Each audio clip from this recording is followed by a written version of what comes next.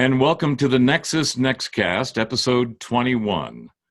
Today, we are honored to have with us Tom Bluewolf, who is the founder and director of Earthkeepers One Tribe Trading Company, which is an organization dedicated to the manufacturing and distributing of a broad menu of healing products and educating people of all ages on the importance of the relationship between themselves and the earth as a family, as a organic system of spirits and souls that have been brought here to experience life and to learn about the wonderful things that this life has been given to us to learn.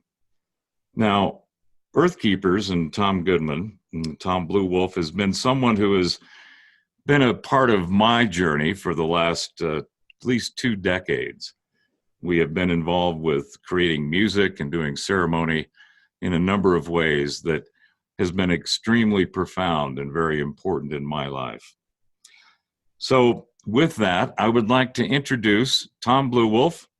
And Tom, why don't you take a few minutes and tell us about Earthkeepers and about yourself and some of the amazing things that you've been involved with in bringing the indigenous traditions, teachings, and wisdom to those that need to know this fascinating history and story. Well, thank you for that introduction, Robert. As you said, we've known each other for a long time, so I'm honored to be here with you today and share this particular earth walk in this way. Earthkeepers is an ancient tradition.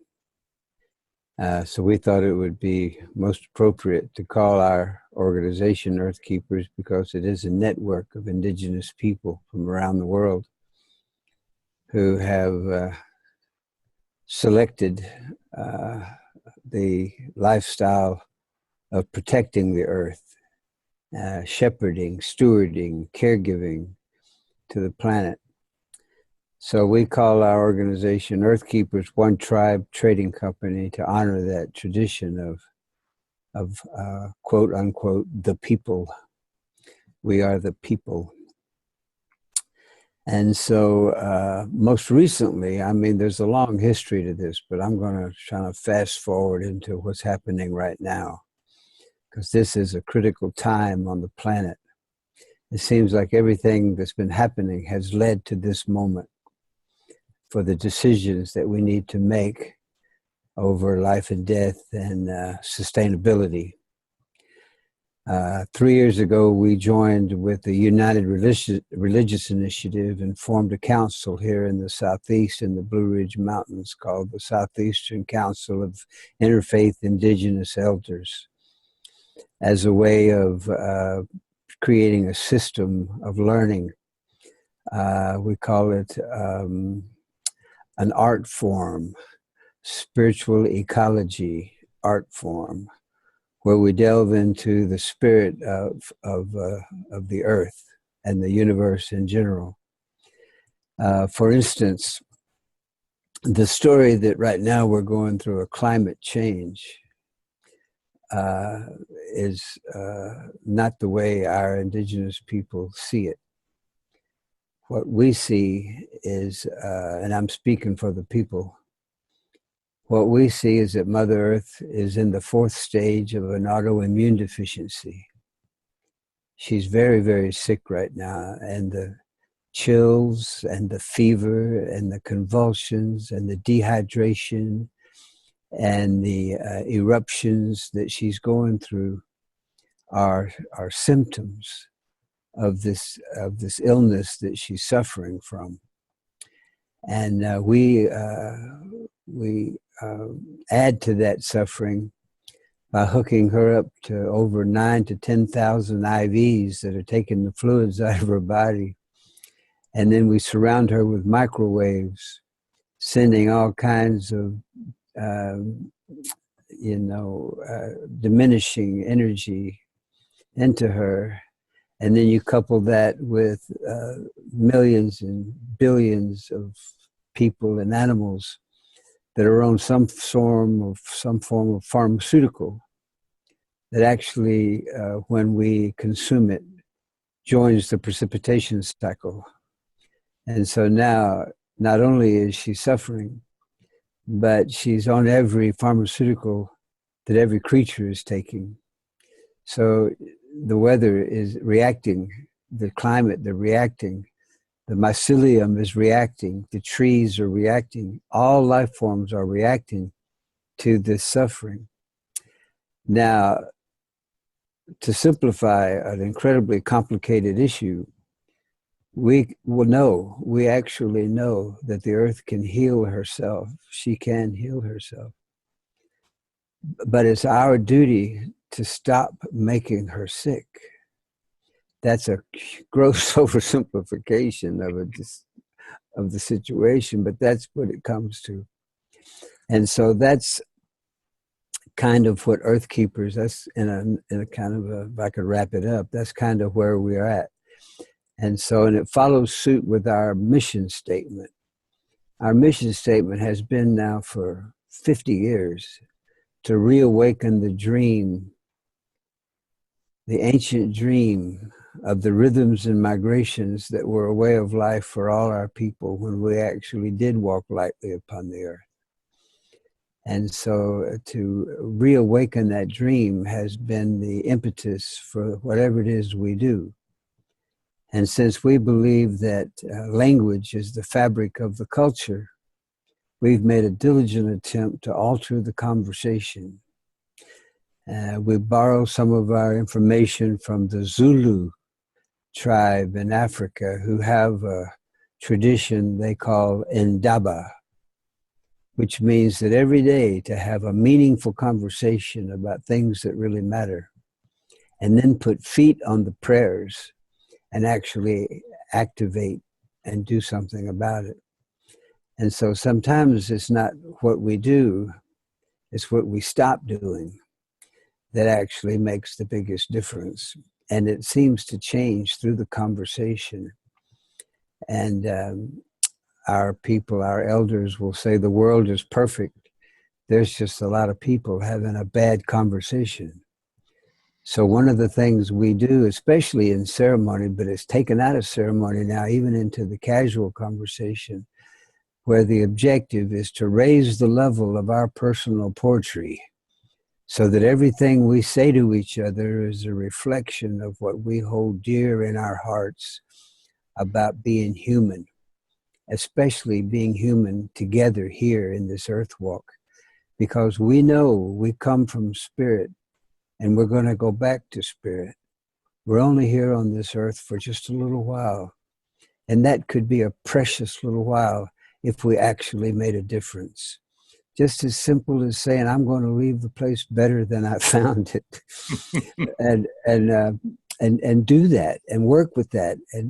And that's a little bit about where I'm at right now and what I'm involved with. And one of the manifestations of this spiritual quest is to create products that, and the motivation behind these products was to have this conversation.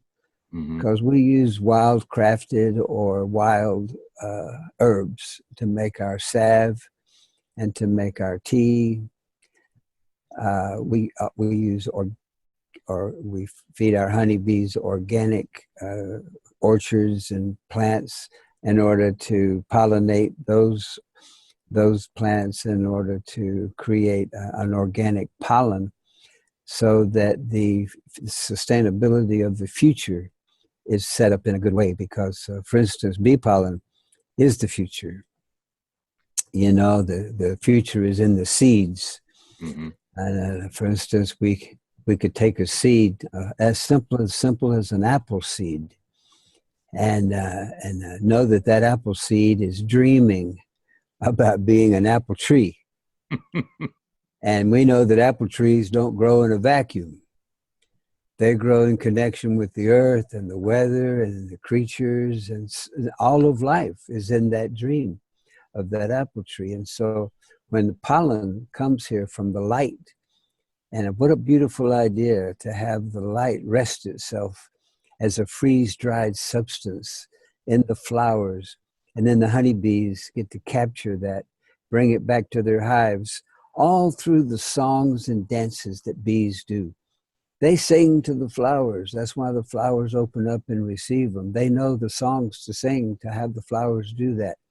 And I just think it's such a beautiful process. And so that's one of the reasons our people who know this sing to the plants, sing to the trees, sing to the water.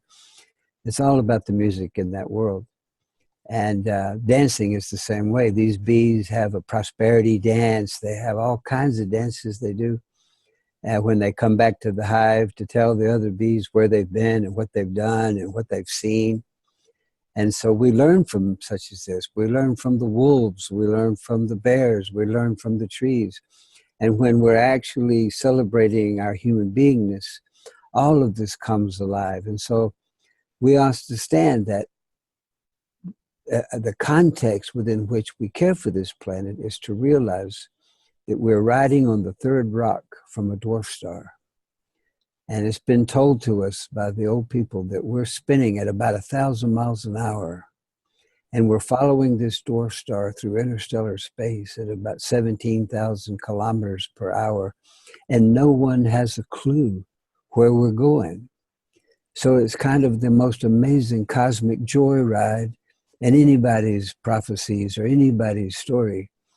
And so we relish that. And so we have been motivated to say, well, if this is such a beautiful ride for all of life, the only thing to do is to play, to sing, to dance, to love one another, to take care of the place. This is the only place we have. And so it all is like we're all passengers on the same ride. And that knowledge, that information, that perception gives us the notion and the reality that this whole universe is wide awake and fully aware of itself. We don't have to worry about anything. Everything has been handled. We're just walking through it. And not unlike when you stub your toe, that your whole body gets involved. If anything happens to this earth, the whole universe is going to be involved.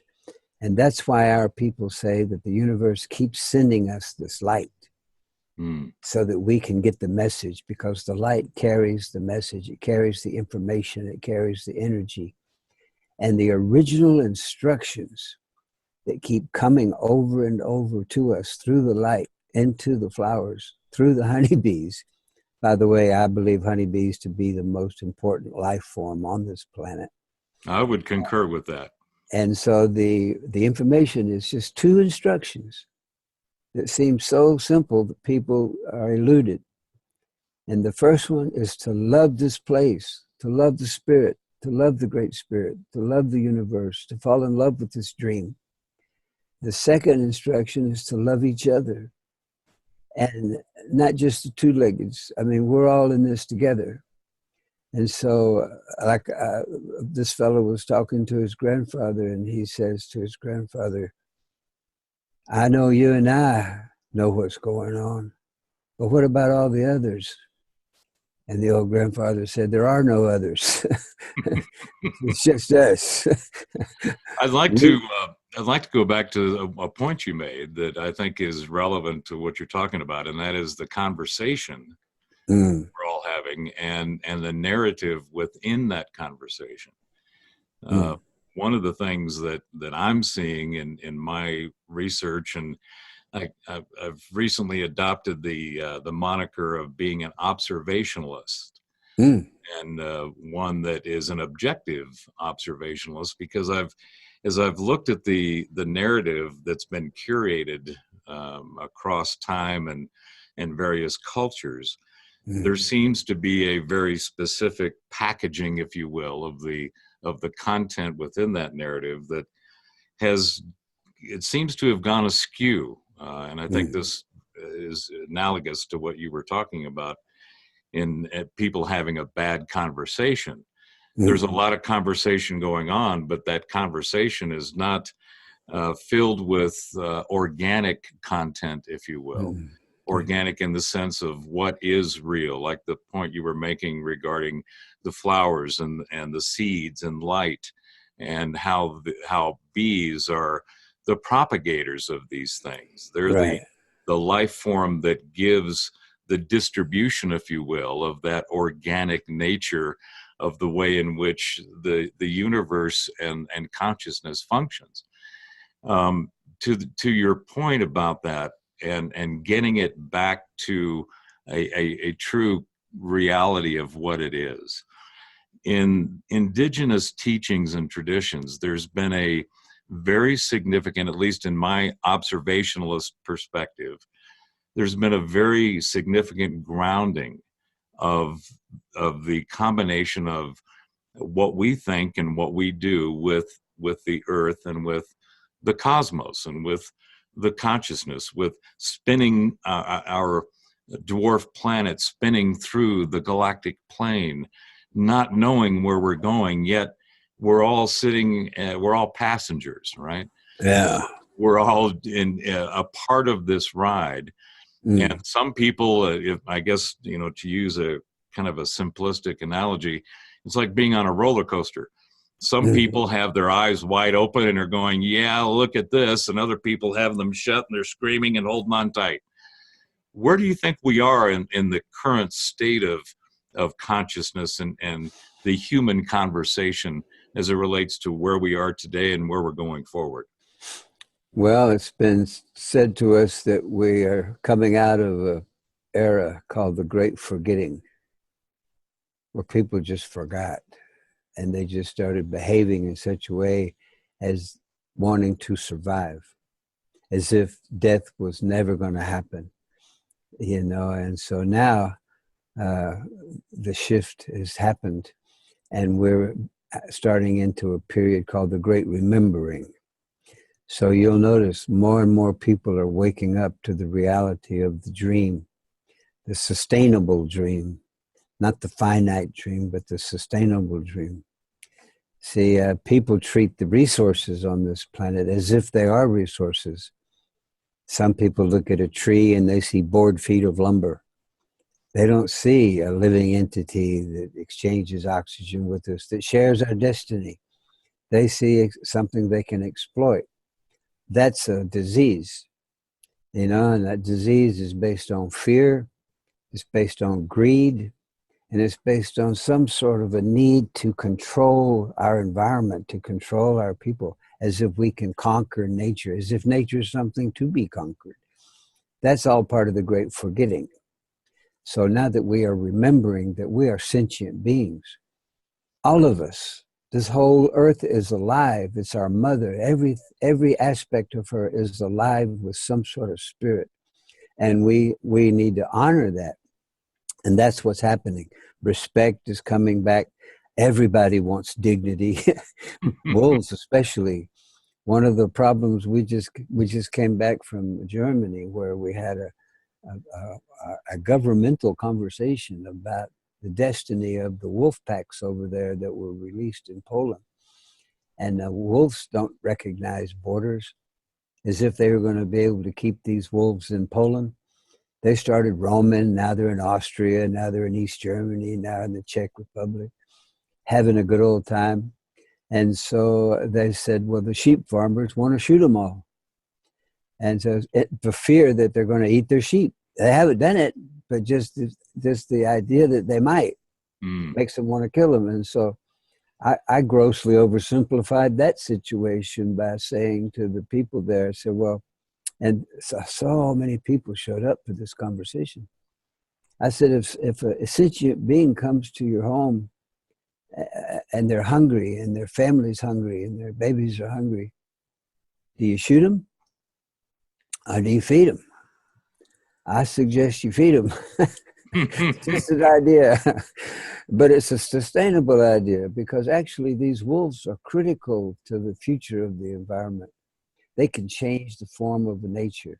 They can alter the course of rivers in riparian districts. They're amazing magicians in the nature. And so we got a moratorium. And so now they're going to wait 2 years and see what happens. A lot of people don't realize wolves spend about 80% of their time playing. They really don't want to go out and eat sheep. That's just a fairy tale. Mm-hmm. They'd do the last thing on their menu. They'd rather eat a wild rabbit or a field mouse than a sheep. They Mm-hmm. don't want to eat anything that's been raised on agricultural Monsanto food, and all that kind of broad spectrum antibiotics. They know that. They can smell it. They can feel it. They want to eat something just like we do, something natural, something homegrown. And so, I mean, that's another whole subject. But I think all of life is like that. I mean, if you're willing to give nature respect and dignity, she will return it to you. And this is all part of the great remembering and all part of the great healing. See, I have this notion that was told to me a long time ago that once upon a time we were all spirit, right? Before we came here, we were spirit. And we were happy. I mean, we were joyous. We were gleeful. We were free. We didn't hear music. We were music. We were just soaring through space, just all of these beautiful things. We were rainbows. We were all the beautiful things. We were the wings of butterflies. And then somebody in our group said, we need to go down to that pale blue dot and help them out. They're having a problem. And so it took a little convincing because we were pretty satisfied being spirit. But they said, it's just going to be a moment in history. I mean, just a parenthesis in the scope of time. It'll just be for a moment. You can help the trees, and you can help and protect the water, and you can work with the babies, and you can work with the plants in the mycelium. So we all had, potions. We all had appointments to do. But then when we came through the atmosphere, nobody told us about that. So we got like this angelic jet lag amnesia. We woke up inside of a woman's belly thinking, oh, wait a minute. Nobody told me about this part. But it was like a ground school for the flight. And so we spent 9 months learning how to listen to the heartbeat, learning how to listen to the water flow, really appreciating that our food just shows up. We don't have to worry about it. And that all we have to do is keep the faith, move towards the light, and expect a miracle. Now, we're coming up to the end of the first segment here, and what you talked about as far as the great forgetting, and now we're coming into a remembering, is something that I'd really like to explore more of in the second segment. It seems to me that there is this curated narrative that, in fact, I'm going to start a series called The Beginning of the End. And it's about the curated narrative of all things in the knowledge stacks that people use in order to define the world around them and within them. And it really seems to me that there is that this curated narrative across all these different knowledge stacks, from theology to philosophy to science to health to the cosmos, is about to be overturned. And I think that it relates to what you mentioned regarding this great forgetting and awakening. So let's get into that in the second segment. And with that, we are at the end of the first segment, and we will take a short intermission, and we'll return on the other side with Tom Bluewolf of Earth Keepers, and we'll talk more about indigenous teachings, traditions, and wisdom, what it means for us today and going into the future. Stand by, and we'll be right back.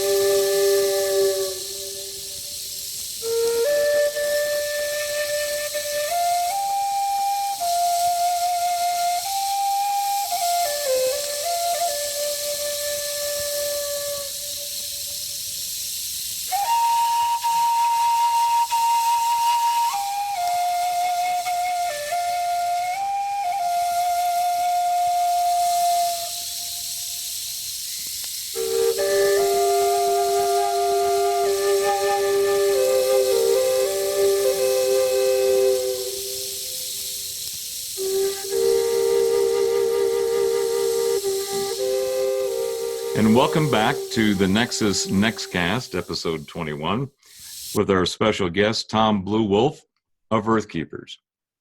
Today we're having a conversation about indigenous teachings, traditions, and wisdom, and really about having a conversation, about changing the curated narrative that for so long has essentially been shackles on the minds and the spirits of all peoples across the planet and throughout time. And the fact that we believe that we are, as Tom mentioned in the first segment, coming out of a time of forgetting and coming into a time of awakening.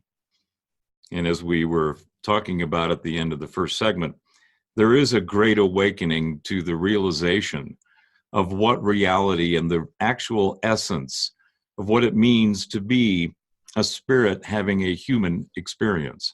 Our carbon-based units, if you will, that where our consciousness inhabits, this carbon-based unit, and all of the life and all of the manifestations of the materium that makes up this beautiful pale blue dot that all life, two-legged, four-legged, multi-legged, furry and not, all are living and inhabiting together and having what has been a not so good conversation and is now transforming into a more positive, more harmonious conversation.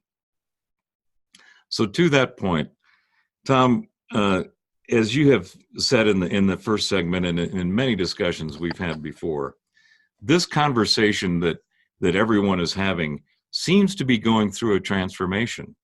We're coming from that time of forgetting of who we are, why we are, where we are, and what's going on as we interact with one another, to a time of awakening. And some of the elements of that awakening are extremely profound, yet so subtle and simple. Things like you were mentioning regarding the bees and pollen and the seeds and light, and how important it is to really take care of and make sure that you have seeds that you can then plant and harvest going forward. How do you see this transformation happening in the works that you're doing with the councils and being able to share your wisdom and experience with other peoples around the world? Well, one of the most dynamic aspects is ceremony, rituals, and rites of passage. When we conduct a ceremony that honors our ancestors in such a good way, it is transformational to realize that we are the ancestors of the future. So in several hundred years, when they look back, it's going to be our handprint on the cave wall. And they're going to be wondering what it is we did and why we did it. So we owe it to our ancestors and we owe it to the future generations to become the best stewards and shepherds and caregivers of this dream that we can possibly do. It gives the whole dream dignity and honor and respect. Our people believe that really there are so many dimensions, and it's been confirmed that human beings can only see about 2% of what's going on. Other animals can see things we can't see. They can hear things we can't hear. So there's many, many dimensions out there that we are not part of. And so it's almost arrogant for us to think we know what we're doing. I think that's why it's so critical that we go into ceremony often and honor this process. If in fact everything is frequencies and energies and vibrations, and then it's all an illusion, then we could actually say the universe will rearrange itself to accommodate our perception of reality. And when we change the way we look at things, the things we look at actually change. We start seeing the bees as being critical creatures. We can watch them sing and dance if we actually look and see and not just glance and overlook the essence of what's happening. The essence of life itself is keeping the dream alive. Keeping the dream alive is called sustainability. I had a fellow call me one time and he said, at an army base, uh, one of his teachers on survival techniques had gotten sick and was going to be out for a few weeks. Asked me if I could take over until he came back to work. And I thought this would be a good opportunity to shed some light. And it was a colonel, right, in the Army. And I said, well, Colonel, we don't really teach sustainability because nobody is going to survive this mess. You know what I mean? We're all going to die. We got to check out to get out of here. You know what I mean? So if you want to stay alive, you're in the wrong game. I said, what we do teach is how to have meaningful relationships, because that's sustainable. And then I heard this silent pause. And he went, he said, we don't do that touchy-feely stuff down here. I said, wait a minute, you got me all wrong. And so that's part of the sleepwalking. That's part of the sleepwalking. If you actually think you can survive this, he says, well, what if my troops land into a hostile environment? I said, environments aren't hostile. You bring the hostility with you when you come. And so it's just like looking for love. Love is all around us. We just have to remove the obstacles that prevent us from seeing it and feeling it. And so that's to be what you were alluding to with the Great Awakening, the enlightenment, the new beginnings, the waking up. We're removing the obstacles that are in our way from seeing the beauty of life, from feeling the love associated, from feeling the strength and courage of what it means to love somebody deeply and being loved by somebody deeply. That's all part of the remembering, because once upon a time it was that way. I mean, 1491 was probably the last good year here in Turtle Island. After 1492, it was downhill from all of the rearrangements and all of the torment that Mother had to deal with from this, what we call the infection, the colonization. And so today, the only thing we know how to do in order to preserve this for the future generations is, number one, protect the water, take care of the water. That's the essence of life. 80% of the world is water, 80% of people is water, 80% of the trees are water. Water is 80% of the program, of the process of life. And so then the air, we have to keep this atmosphere clean, and then the seeds, and then so forth and so on. And it's all so important that for us to say anything else is important. If we don't have a good, strong ecology, economy is a moot point. It's like, it would almost be, this is a very difficult thing for people to appreciate, but it's almost to the point that we really need to just stop. Just stop doing these things. Start walking. Start growing your own food. Get a beehive. Get some chickens. Get a milk goat or milk cow. Start bringing everything right to your doorstep, right to the home. Stop doing all these things. Just stop it. And you say, well, you can't do that. We got millions of people involved in corporations. Say, yeah, but that's the death march. That's what's killing us. You know what I mean? You can say, well, it's like the whole thing is like taking poison and hope somebody else dies. It's really weird. It's like to that point, one of the things that I've heard recently, there's an author, I think his name is Christopher Ryan. I'm not sure of the title of the book. I believe it's the evolution of ecology, and is something along those lines. And I'll put a link in the description for the YouTube version of this. But his whole point was that he took a look at the hunter-gatherer history and what we have been told again in the curated narrative of how hunter-gatherers' lives were. And the current understanding has been that it was a life of strife. Humans striding across the savannah, looking for food and chasing game, and how difficult that lifestyle was. And in his research, what he found was that it was actually quite the opposite. Yeah. And he makes the argument that hunter-gatherers actually worked only about what we would call work, about 20 hours a week, because they went and they found the food that they needed and they brought it home, and then they processed the food so that they could consume it and have energy. But the rest of the time was consumed with play. Right. They were actually having more fun than we are now. And his argument is that once we got into these communities of around 150 to 200 people, and then started agriculture, started doing this hoarding of resources, as you were mentioning in the first segment, that's when we started to have the conversation went sideways, and we started to end up where we are today. Because, you know, people say that, well, you wouldn't want to live as a hunter-gatherer out on the savannah.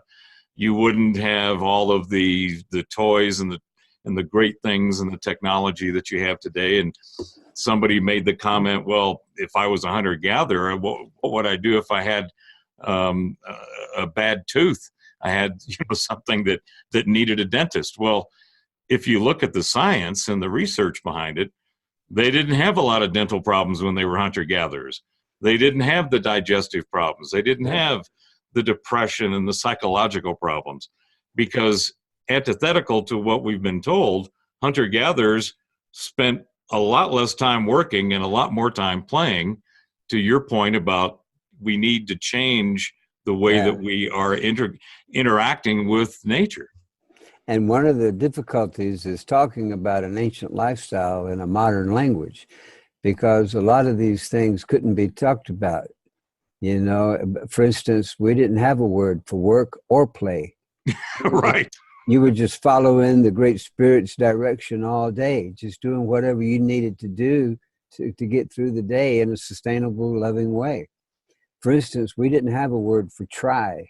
We didn't have a word for maybe. We didn't have a word for should. You couldn't tell somebody what they should be doing. And the one word my grandfather said was the ruinization of our people was when we learned the English word doubt. Because before we learned that word, we were a nation of doubt-free people. We had no doubt. And so, I mean, all of these words get into your head, and all of a sudden you start thinking in these dualities: work and play, up and down, back and forth. You can't say any of that stuff. There really are no words. You couldn't even call somebody a liar. You couldn't call somebody a cheat. You couldn't use all these, what do you call them, derogatory terms about people. You couldn't talk about the dark side. You could only talk about the light and the beauty and the love and the wonderfulness of the life of paradise. And so it's built into the language. So you couldn't say this is not right. You know what we should do, but maybe if we try hard enough, you couldn't talk like that. It's a psychological maze. And it's a language of limitations, and it's like, you know, Yoda famously quipped, "There is no try, there is only do." Exactly, that's what I'm saying. Or don't do. I mean, but it's clear. Right. And so it's difficult. That's why I tell somebody, I said, if you're going to talk about a tribe, you need to learn that tribe's language, because then you would know how they relate to life itself. Because you can't talk about any tribe in the English language because they don't think like that. You know what I mean? They don't have those thoughts. Most tribal people that I've ever run into, if not all of them, speak from the heart. They don't speak from their heads. They use their heads like we use devices. They figure things out. But when they talk in council, when they talk to people, they speak from the heart. And so that's a step in the direction that we were addressing about the great remembering. We're starting to remember these heartfelt things. We're starting to remember you know, that everything is awake and aware of itself, that life itself is awake and aware of itself, and that we are part of this incredible symphony.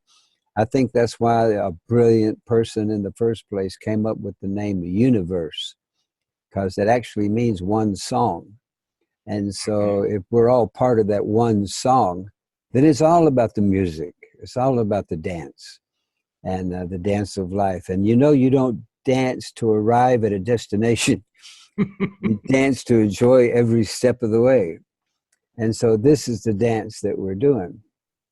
And this is another of the motivations that we have about reawakening the ancient dream of the rhythms and migrations that were a way of life for our people when we actually walked lightly on the earth.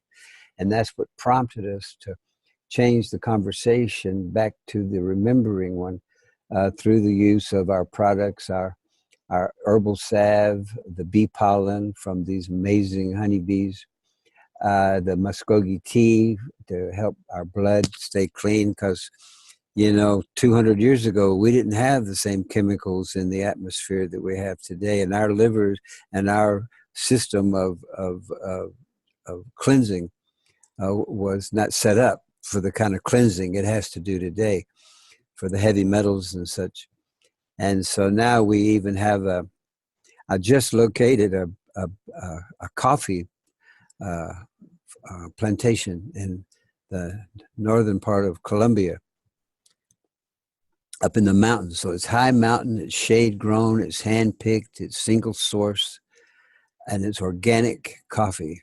What really captured my heart was to find out that the ladies of the village sing it to sleep at night, and they sang it wake up songs in the morning. So I thought, this is the kind of coffee that you want to share with somebody when you do want to have a deeper conversation about things that really matter.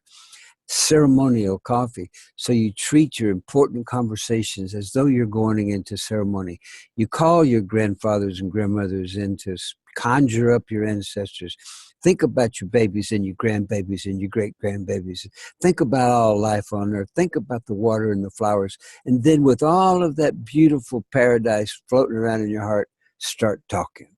You know, and the words will have such a deep, profound effect on the listener that it's like listening to the great listener. you become the words, and so then the words have the power to transform, which is what I personally believe words were meant to do in the beginning of time. Words were created to help with the transformation, to help with the growth, to really help conduct this great healing that's taking place. I think that one of the experiences that I've had and realizations is that conversation is like music. It is a vibration. It is each word, and you can get into various scientific studies about how different symbols and different sounds. The Hindus have a great tradition that most people are aware of on the Om, and being able to have a sustainable vibration that creates a baseline from which all of the words and the expressions and the thoughts and the vibrations of not only the mind, but of the heart.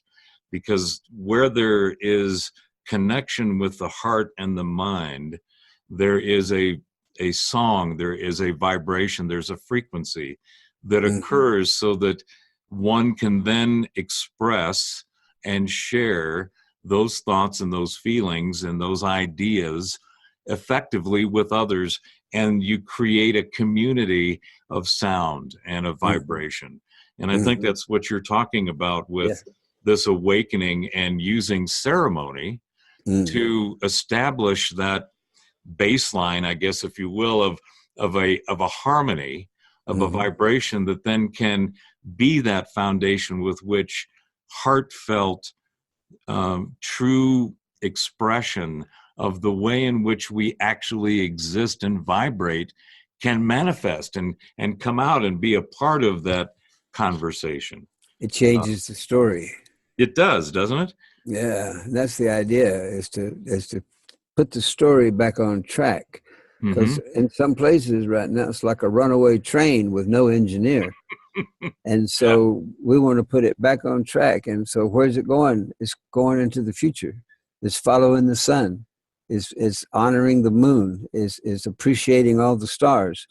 Is honoring the water and protecting the water. It's protecting life. It's keeping the dream alive. This is for me, the intention of human beings. Hmm. It's the purpose of the human being is to do that. That's the name, a human being, you A know. human being human, right? Exactly. I That's mean, right. to me, the idea of this curated narrative is basically what's happened is, again, using may not be the best analogy, but using the roller coaster analogy. Yeah. If you're sitting on a roller coaster and you're in a seat that is not, it doesn't have any cushions and it's got rocks in it, you're not gonna, you may be enjoying the ride, but you're not sitting in a good seat and it's uncomfortable. Whereas if you change your seat by changing your vibration, and you now maybe you're in a big comfy recliner, if you will, on this roller coaster, you're going to have a better experience. You're going to be changing that narrative and the vibration within that narrative to where you're now, I'm sitting comfortably here and I'm enjoying the ride, and I'm seeing what's coming ahead, and I'm able to look at it more objectively, sans anybody else's curated narrative and discourse in the way that they're trying to tell you you're not on a roller coaster, or you're on a roller coaster and it's not going up and down, you're going straight. Well, I'm experiencing up and down. So you're Right. telling me one thing, my experience is telling me something else. And fortunately, I've set a seat where I am comfortably being able to observe the ride that I'm on. And I'm Yeah. looking at it so that I can see without any filters what it is that I'm currently experiencing and what's ahead of me. And to me, that's really the important thing that, and again, a metaphorical way, that is happening and that people are starting to become awakened to. It's like, I've been given this crappy seat. Well, I can change my seat. I can change where I'm sitting, and I can change the visage that I have of what I'm currently experiencing and what's in front of me to a more harmonious experience that gives me a better view. And it gives me a better understanding of what it is that's around me, and where I should be going, as opposed to where somebody's directing traffic and saying, no, you need to go over here, or you need to believe this, or you need to see it this way, or you need to change the way that you think. And I think that the things that you're talking about, and in having a better conversation, starting with ceremony, like you were talking about the coffee. I mean, the simple thing of being able to realize how important it is that these women are singing it to sleep, and they're singing it awake, and Yeah. how beautiful is that in Dignity. relation to Yeah. our own experiences being humans, being humans. That's right. That's right. Well, it's just like I said, what I was told, when you understand that the universe rearranges itself to accommodate our perception of reality. Mm-hmm. That Persian poet, Rumi, Mm. he said something that I think a lot. I think this a lot, how important this is. It's simple, but it's so important. He said, close your eyes, fall in love, and stay there. Mm. Because he said, every decision you make after that will be made from a place of love, and it'll always be a good decision. Mm. And so he said, any decision made in a space of love is a good one. Mm. And so I think, that is so simple, but it's so challenging, but so simple. You know what I mean? You can say, Right. don't be distracted. Don't be derailed. Don't be despaired. Don't be despondent. Don't be depressed. Don't be disconnected. Don't be in denial. Just fall in love and stay there. Mm. I said, well, that's not as easy as it sounds. Like, oh, yeah, it is.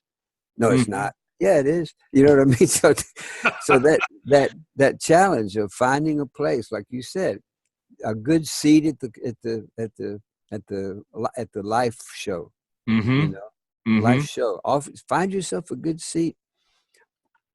When we used to have these creation stories a long time ago, we'd meet in like gatherings, and the Lakota people would stand up and talk about their creation story of the Black Hills and the purple horses and all these beautiful stories. And the Cherokee people, the Salagi, would stand up and say, oh, they talk about their creation story, how they came to the earth and how it all happened.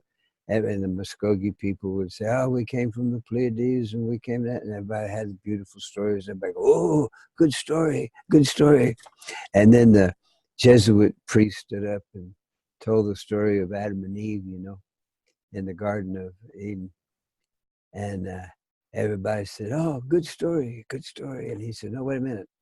You got to forget all your stories. This is going to be your story from now on. And everybody looked at each other and they said, well, this is not an indigenous story. He said, why so?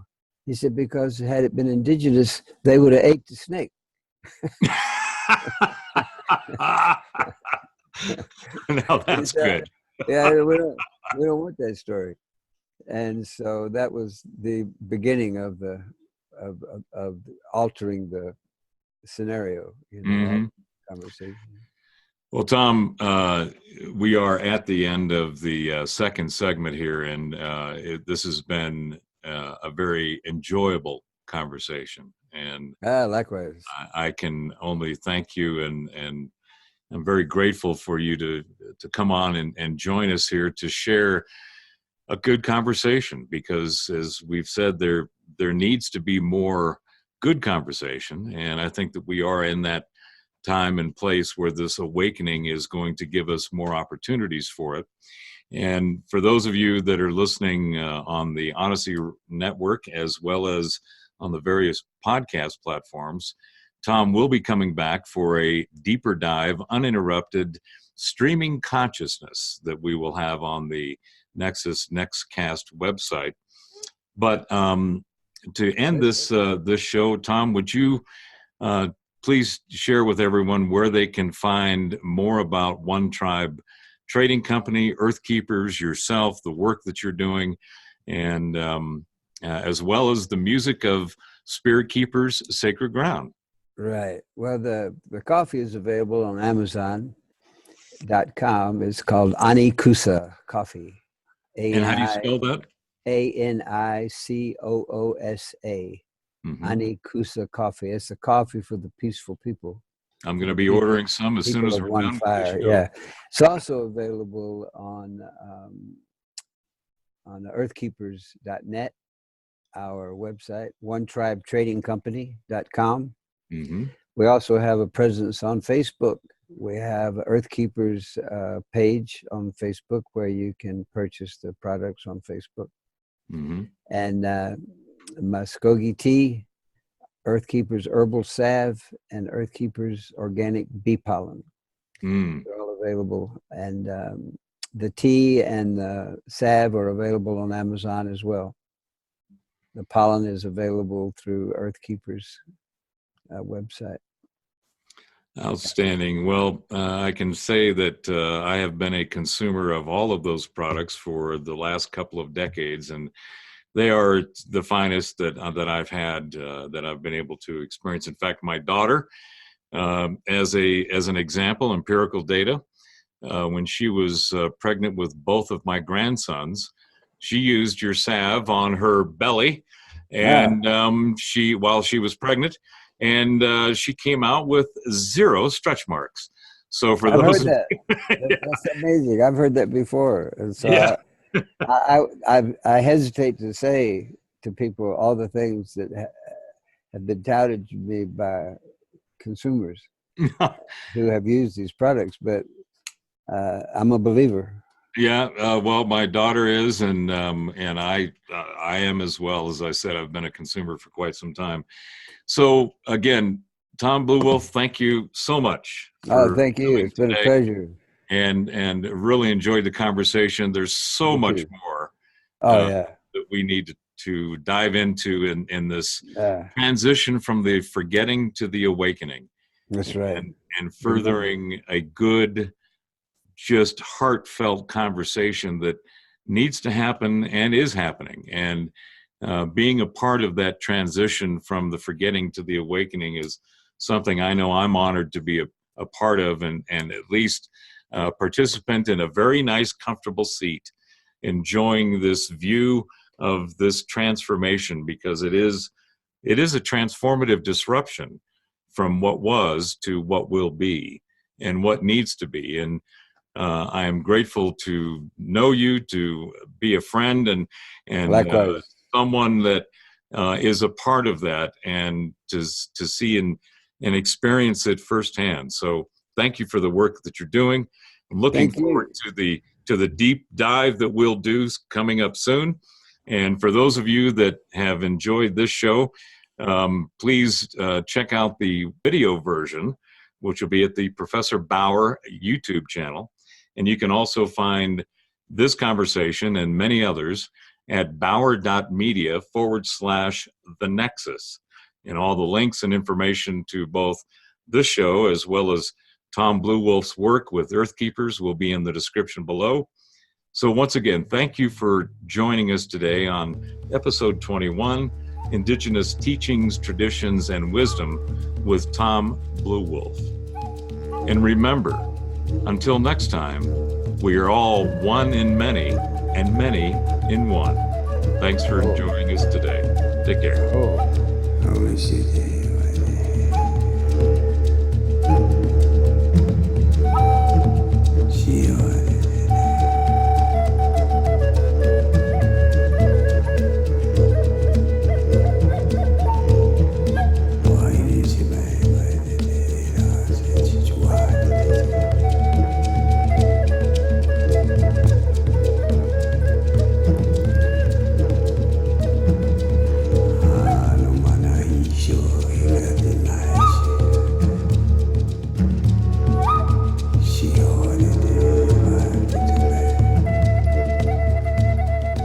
Thank you for joining us today on the Nexus Nextcast.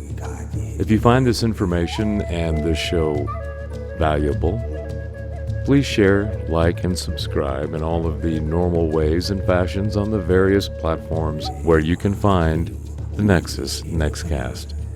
All links to the information provided during the show will be available in the description area below this video and on the Nexus website at bauer.media/The Nexus. The Nexus Nextcast is heard every Tuesday and Friday on the Odyssey Radio Network at 11 p.m. Eastern Time. Until next time, remember that we are all one in many and many in one. Live accordingly and do your best to be a positive influence on yourself and the world around you.